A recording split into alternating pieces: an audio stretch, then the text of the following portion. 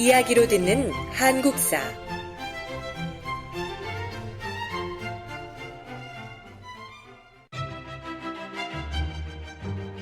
신라와 백제의 동맹.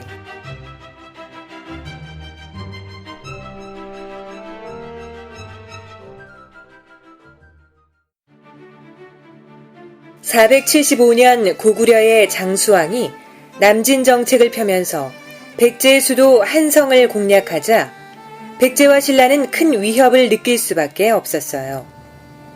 한성을 빼앗기고 계로왕마저 목숨을 잃은 백제는 웅진으로 수도를 옮긴 후 재정비에 들어갔고, 신라 역시 고구려의 남하에 대비해 3년 산성을 쌓는 등 고구려의 남진에 대비했어요.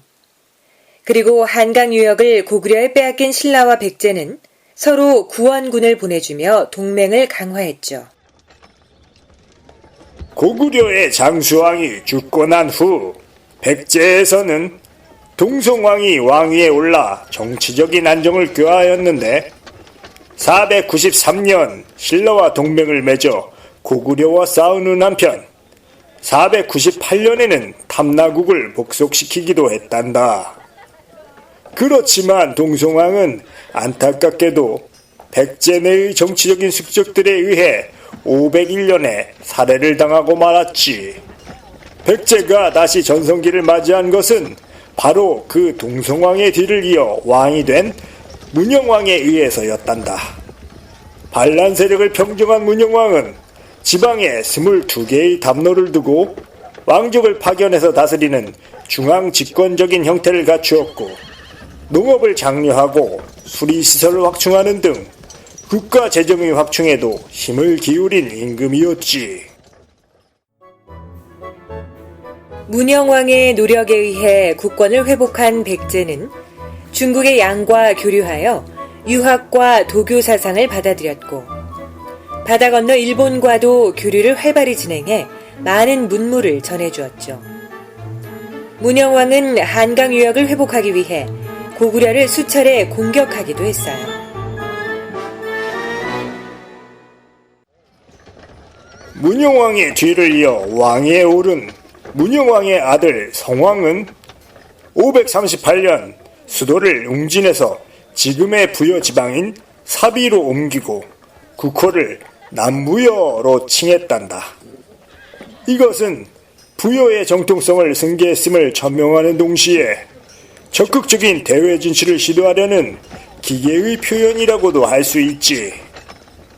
성왕은 중앙에 22부의 관청을 두고 지방에는 5부와 5방을 설치하는 등 통치체계를 정비하고 가야 지역의 여러 나라를 복속시키기도 했단다.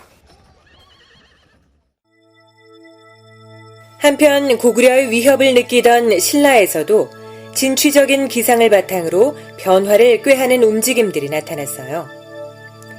지증왕은 국호를 사로에서 신라로 바꾸고 왕의 명칭을 마립간에서 왕으로 칭하면서 국권을 강화해 나갔죠.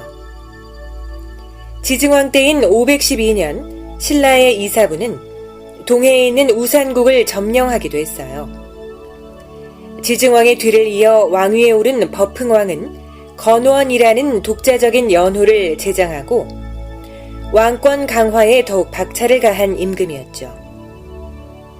병권을 총괄하는 병부를 설치하는 한편 율령을 반포하고 백관의 공복을 제정하기도 했어요.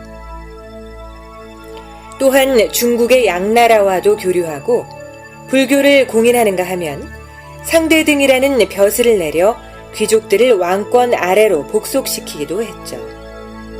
532년에는 금관 가야를 합병했고, 이를 통해 신라의 국권이 정상에 오를 수 있는 기반이 형성되었죠.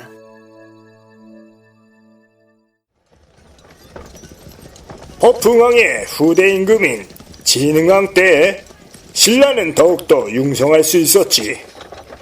진흥왕은 유교적인 정치 이념을 실천하는 한편 민간에는 불교를 더욱 전파해 대내외적인 안정의 이틀을 마련했단다. 또한 활발한 대외 정복을 펼친 임금이기도 했지.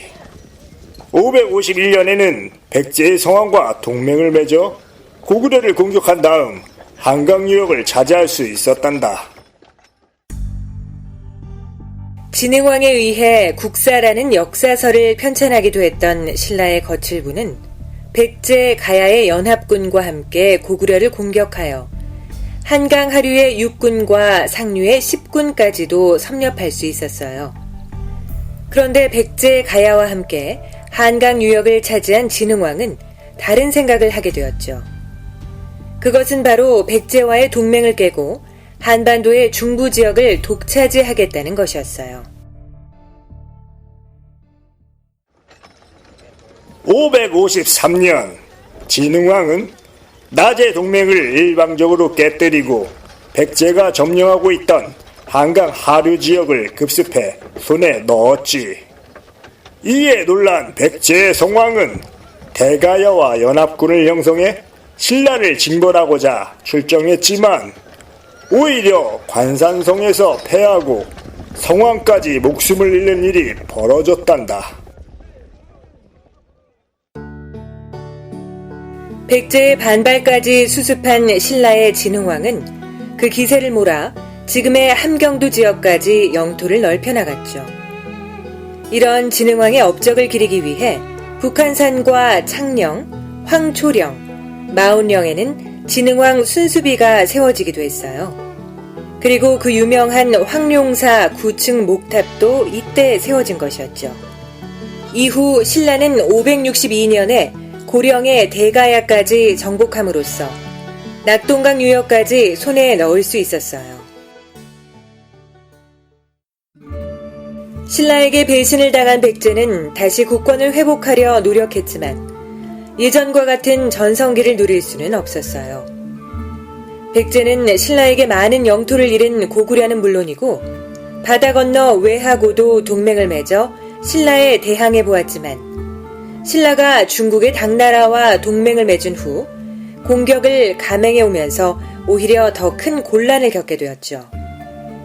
백제의 마지막 왕이 된 의자왕은 마지막 불씨를 살려보고자 용맹한 장수였던 계백을 앞세워 신라를 공격해 수십 개의 성을 빼앗기도 했지만 660년 황산벌 싸움에서 신라의 김유신 장군과 당나라의 소정방이 이끄는 군대에 패함으로써 사비성마저 함락되었고 백제는 역사 속으로 사라지게 되었답니다.